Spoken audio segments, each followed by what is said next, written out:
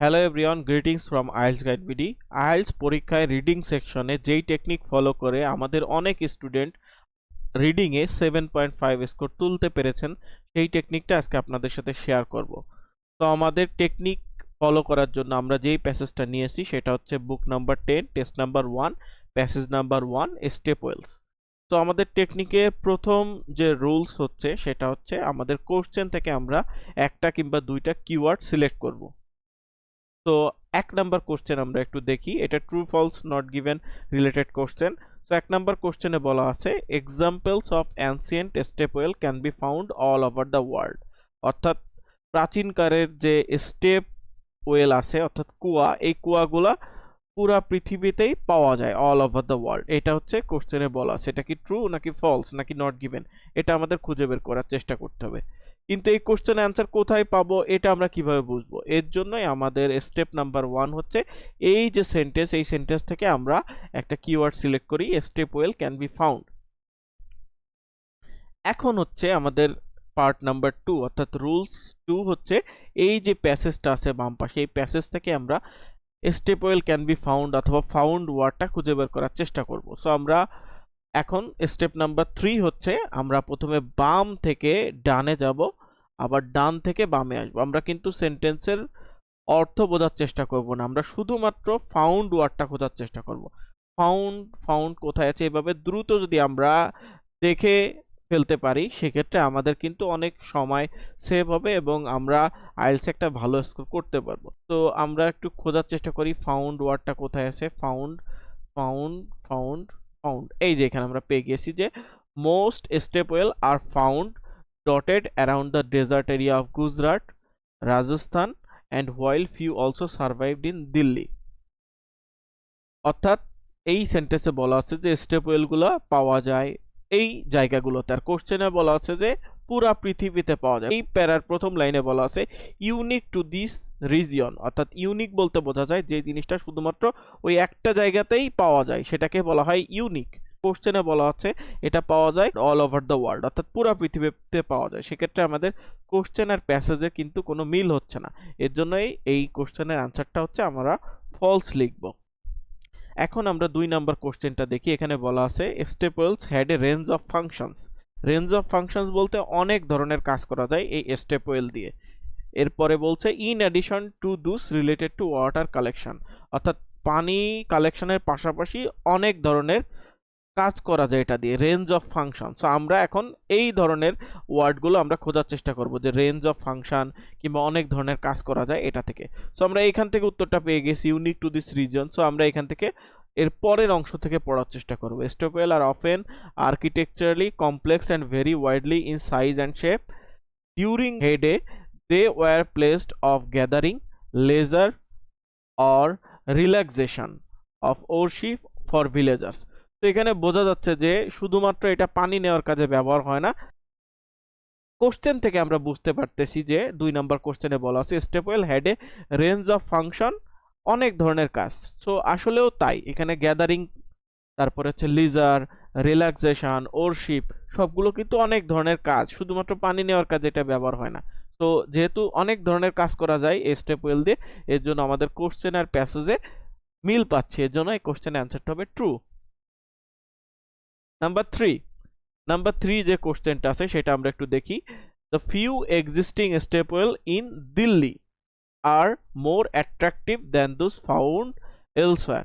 So আমাদের এই কোশ্চেনের দুইটা কিওয়ার্ড হচ্ছে যে দিল্লি এবং হচ্ছে attractive.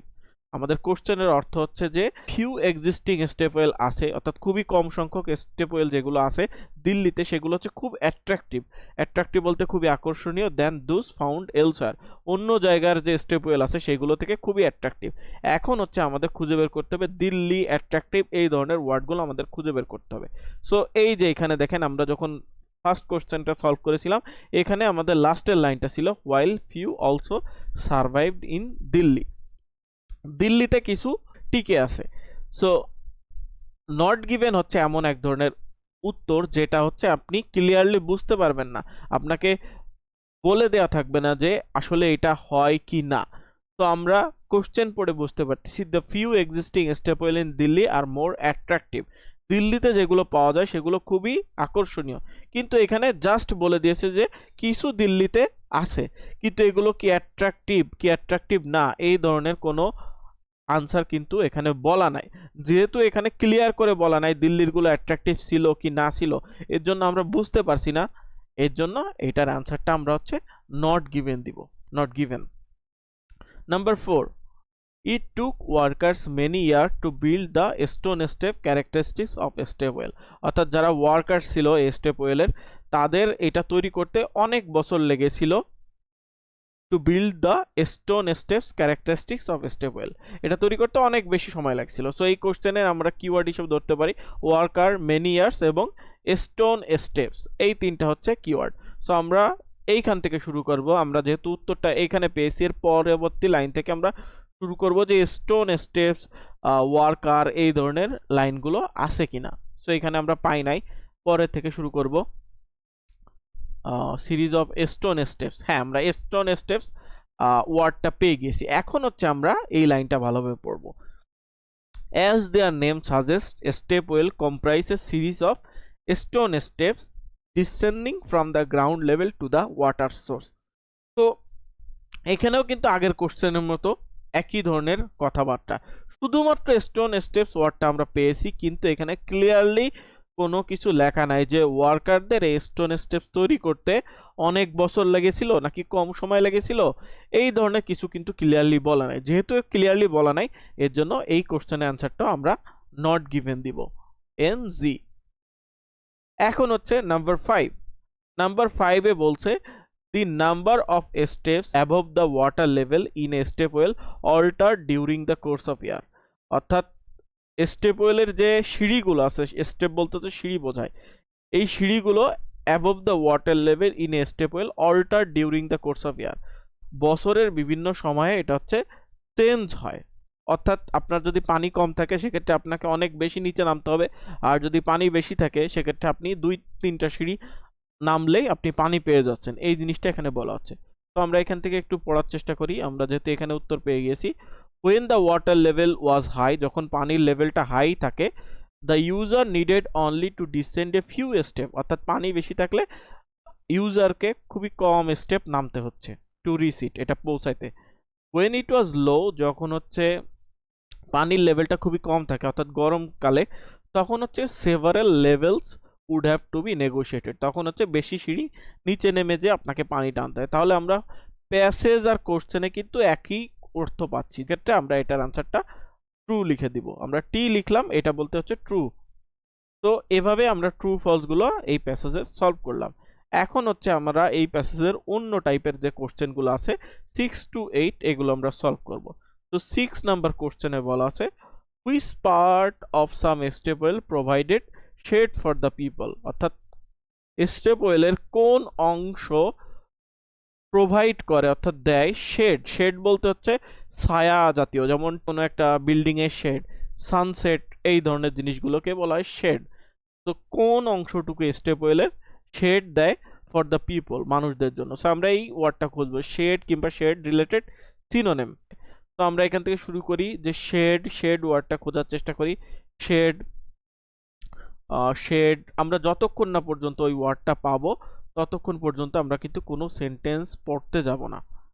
শেল্টার্ড visitor from the relentless heat, অর্থাৎ এইখানে দেখেন শেডের একটা সিনোনিম দিয়ে দিয়েছে, শেল্টার্ড দেয়। শেল্টার্ড কোন অংশটুকু দেয়? প্যাভিলিয়ন যে অংশটুকু আছে সেইটাই হচ্ছে ভিজিটর যারা আছে তাদেরকে হচ্ছে শেড দেয়। তো এর জন্য অ্যান্সারটা হবে প্যাভিলিয়ন। এখন হচ্ছে নাম্বার 7 কোশ্চেনে বলা আছে what type of serious climatic events which took place in southern Rajasthan is mentioned in the article, অর্থাৎ এই প্যাসেজের কোন অংশটুকুতে সাউদার্ন রাজস্থান নামে কোনো একটা জায়গায় একটা সিরিয়াস ক্লাইমেটিক ইভেন্টস বলতে ঝড় জলোচ্ছ্বাস এই জিনিসগুলোকে বোঝায়, এটা হচ্ছে কোথায় হয়েছিল। তো আমাদের কোশ্চেনের কিওয়ার্ড হচ্ছে সাউদার্ন রাজস্থান। তো আমরা সাউদার্ন রাজস্থান কোথায় আছে এটা খোঁজার চেষ্টা করব এইখান থেকে। সাউদার্ন রাজস্থান রিলেটেড ওয়ার্ডগুলো আমরা খুঁজে বের করার চেষ্টা করব, এখানে রাজস্থান রিলেটেড কোনো কিছু আছে কিনা। তারপরে আমরা হচ্ছে উত্তরটা পেয়ে যাব। এই যে সাউদার্ন রাজস্থান। সো এই লাইনটা আমরা ভালোভাবে পড়বো।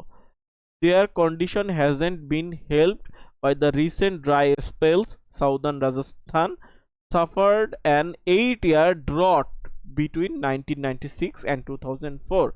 সেখানে বলা হচ্ছে সাউদার্ন রাজস্থানে ড্রট হয়েছিল। ড্রট বলতে বোঝা যাচ্ছে খরা। রাজস্থানে যেহেতু খরা হয়েছিল সেই জন্য অ্যান্সারটা হবে ড্রট বা খরা। Number 8, who are frequent visitor to Stepwell nowadays? তো এই কোশ্চেনে কিওয়ার্ড নাওএডেজ যখন দেয়া থাকবে, আপনাদের একটা বিষয় বলি, নাওএডেজ সবসময় বর্তমান সময়ের কথা বলে, অর্থাৎ এইখানে কিন্তু ইতিহাসের কথা বলা হচ্ছে 2004, 1996। নাওএডেজ থাকলে এই ধরনের প্যাসেজ, ইতিহাস রিলেটেড যে প্যাসেজগুলো থাকে, নাওএডেজ প্যারাটা সবার লাস্টে থাকে। সো আমরা লাস্টে একটু দেখে আসি টুডে কিংবা নাওএডে এরকম কিছু আছে নাকি। এইখানে দেখেন আছে, today following years of neglect, many of these monuments to medieval engineering have been saved by the Archaeological Survey of India. এখন আমরা পাই নাই যে কারা এখানে ফ্রিকোয়েন্ট ভিজিট করে। ফ্রিকোয়েন্ট ভিজিট বলতে সবসময় এখানে ঘুরতে আসে, কারা। তো আমরা এখানে দেখি ভিজিট এই রিলেটেড কিছু আছে কিনা। এই যে দেখেন এই লাইনে বলা হচ্ছে tourist flock to wells in far flung corner of north western India. অর্থাৎ এইখানে আসলে বর্তমানে আসে শুধুমাত্র ট্যুরিস্টরা, এর জন্য এই অ্যান্সার হবে, এইটার অ্যান্সারটা হবে ট্যুরিস্টরা এখানে ঘোরাফেরা করে। এখন হচ্ছে 9 থেকে 13 নাম্বার কোশ্চেনটা আমরা সলভ করব। তো 9 থেকে 13তে দেখেন আমাদের ফিল ইন দ্য ব্ল্যাঙ্কস দেওয়া হয়েছে। এখানে কিওয়ার্ডগুলো খুঁজে বের করা আরো সহজ, কারণ দেখেন 9 নাম্বার কোশ্চেনের সাথে সেন্টেন্সের সাথে একটা কিওয়ার্ড আছে 2001। এটা খুঁজে বের করা খুবই সহজ প্যাসেজের ভেতর থেকে। আমরা একটু খোঁজার চেষ্টা করি, আমরা এখান থেকে শুরু করব যেহেতু এই পর্যন্ত উত্তরগুলো পেয়ে গিয়েছি। তো আমরা 2001 কিংবা এখানে দেয়া আছে রানী কি ভাব নামে একটা স্টেপওয়েল, এই স্টেপওয়েলের নাম, এই জিনিসগুলো হচ্ছে কিওয়ার্ড। তো 9 নাম্বার কোশ্চেনের সেন্টেন্সটা হচ্ছে restored in the 1990s excellent condition despite the dash of 2001। অর্থাৎ 2001 সালে কোনো কিছু একটা হয়েছিল, সেটার উত্তরটা এখানে জানতেছে। সো 2001 হচ্ছে আমাদের সবচেয়ে বড় কিওয়ার্ড। তো এই প্যাসেজে আমরা খোঁজার চেষ্টা করব 2001 সালে আসলে কি হয়েছিল। তো 2001 সালে কি হয়েছে এটা আমরা একটু দেখার চেষ্টা করি। 2001 এখানে 1960 আছে, 2001 আমরা পাচ্ছি না। এই যে জানুয়ারি 2001 আমরা পেয়েছি। This ancient structure সারভাইভড A devastating earthquake that measured 7.6 on Richter scale. অর্থাৎ 2001 সালে আর্থকোয়াক হয়েছিল, এর জন্য অ্যান্সারটা হবে despite the earthquake of 2001। Earthquake হবে অ্যান্সারটা। এরপরের যে কোশ্চেন 10 নাম্বার, এটা খুঁজতে না আমাদের কিন্তু এই যে 1026 এই ওয়ার্ডটা খুঁজলে আমরা কিন্তু পেয়ে যেতে পারবো, খুবই সহজ। এই যে দেখেন ইন 1026। সো আমাদের সেন্টেন্সটা দেখি যেই নম্বরে কোশ্চেনটা আছে, এটা তো fill in the blanks. So এটাতে আমরা একটু দেখি steps on the dash produced A geometrical pattern. So আমাদের আরো একটা কিওয়ার্ড হচ্ছে জিওমেট্রিক্যাল প্যাটার্ন। এই যে জিওমেট্রিক্যাল প্যাটার্ন, এটা হচ্ছে কিওয়ার্ড। তো আমরা জিওমেট্রিক্যাল প্যাটার্ন রিলেটেড ওয়ার্ডগুলো আমরা একটু খুঁজি। এরপর থেকে জিওমেট্রিক্যাল প্যাটার্ন যে লাইনে আছে সেটা হচ্ছে আমরা ওই লাইনটা পুরোপুরি পড়বো। জিওমেট্রিক্যাল প্যাটার্ন, এই যে দেখেন জিওমেট্রিক্যাল ফরমেশন, এই যে এখানে পেয়ে গিয়েছি। তো যেহেতু এইটা পেয়ে গেছি, এই লাইনটা আমরা প্রথম থেকে পড়বো, এই যে ফুল স্টপ থেকে। It actually tank rather than a well. আসলে এটা একটা ট্যাঙ্ক ওয়েলের চেয়ে, but displayed the hallmark of stepwell architecture including 4 sides of the step that descend to the bottom in a stunning geometrical formation। অর্থাৎ এখানে বলা হচ্ছে যে চার দিকের যে স্টেপগুলো আছে সেই স্টেপগুলো একটা জিওমেট্রিক্যাল ফরমেশন তৈরি করেছে, হয়তো বা চতুর্ভুজ, ত্রিভুজ, এরকম কিছু একটা বলা হচ্ছে। সেটা চার সাইডের, এর জন্য বলা হচ্ছে step on the 4 sides. Step on the 4 sides produce a geometrical pattern, সেটাই হচ্ছে এই কোশ্চেনের answer, 4 sides। Number 11, looks more like a than dash a well। এটা দেখতে কেমন, ওয়েলের চেয়েও কোনটা। সো এই সেন্টেন্সের প্রথম লাইনে আমরা দেখছিলাম it actually A tank rather than a well. So এখানে দেখেন দ্যান এ ওয়েল, এটা হচ্ছে আমাদের কিওয়ার্ড দ্যান এ ওয়েল। তো এই ক্ষেত্রে আমরা হচ্ছে এই কোশ্চেনের অ্যান্সারটা দিতে পারি it actually A tank rather than a well. So এর জন্য এই কোশ্চেনের অ্যান্সারটা হবে ট্যাঙ্ক, লাইক এ ট্যাঙ্ক।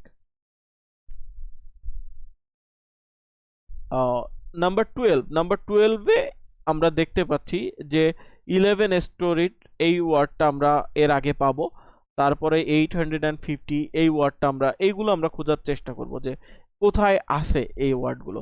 তারপরে আমরা 12 নম্বরে কোশ্চেনে অ্যান্সারটা দেখব যে which provides a view to the step, কোন অংশটুকু ভিউ অর্থাৎ দেখার সুযোগ করে দেয় স্টেপগুলা। তো আমরা 850 যে ওয়ার্ডটা আছে কিংবা 11 স্টোরিড এই ওয়ার্ডটা খুঁজে বের করার চেষ্টা করি কোথায় আছে। 850 এখানে নাই, এই যে এখানে পেয়ে গেছে 850 next to temple of Harshad Mehta. এখন এই যে 11 স্টোরিজ এই ওয়ার্ডটাও পেয়ে গেছি, তাহলে আনসার কিন্তু এর পরে আসবে।